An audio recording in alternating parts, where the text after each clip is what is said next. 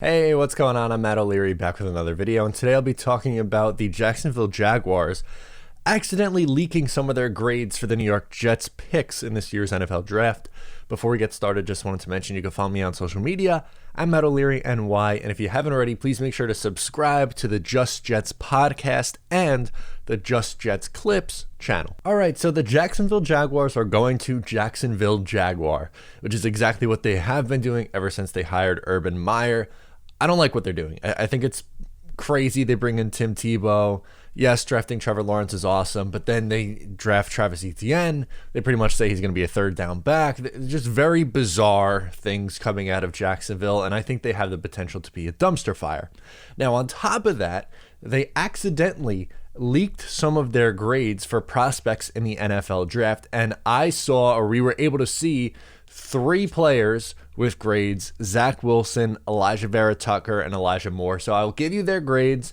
Thank you to NYJ Matt for leaking this. This was a good one to find. So first, they have Trevor Lawrence at an 8.0. We're going to talk about what these grades mean. The 8 is the highest. So they had him graded as a perfect prospect.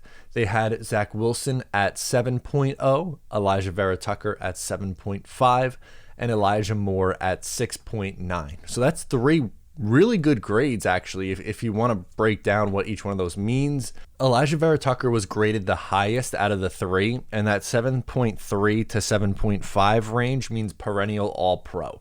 So they looked at Elijah Vera-Tucker, and how they graded him or projected him was a perennial All-Pro talent.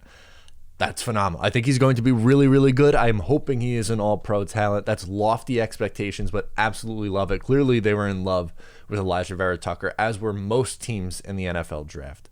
Then the second highest was Zack Wilson at 7.0. So 7.0 and 7.1 is Pro Bowl talent. So they see Zack Wilson as a Pro Bowler. That would be phenomenal, because when was the last time the Jets had a Pro Bowl caliber quarterback?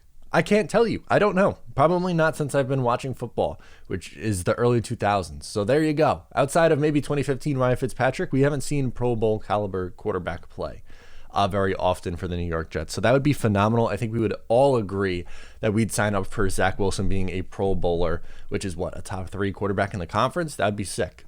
And the last one, 6.9, kind of falls in between 2 categories. So it's between a year 1 quality starter and a Pro Bowl talent. So that's 3 very high grades for the Jets' first 3 draft picks, and that would be a home run. If those 3 players pan out to what the Jaguars projected them to, which would be a perennial All-Pro left guard, a Pro Bowl talent at quarterback, and a year 1 quality starter / Pro Bowl talent at wide receiver, that's a home run of a draft from Joe Douglas. And I think that just kind of goes to show you, and I'm not saying that this is exactly what they're going to turn out to be. I think, again, lofty expectations. I would love for that to be the case. I just don't know if we could bet on those 3 things happening for sure. It's the NFL, it's the draft, crazy things happen.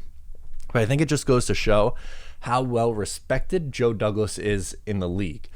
If other people were thinking so highly of the prospects that he nabbed, I think he had a really good draft. And that's only the first 3 picks, which I think are the first 3 picks were the ones that most Jets fans are most excited about.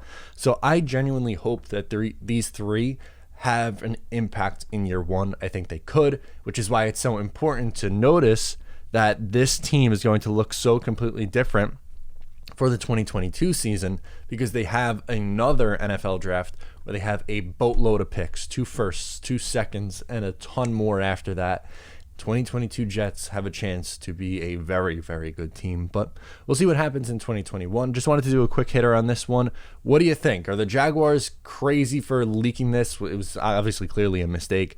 Do you agree with their rankings? Do you think that the projections are fair, too high, too low? Let me know. Subscribe if you are new. Don't forget to do that. I'm Matt O'Leary, and I'll talk to you next time.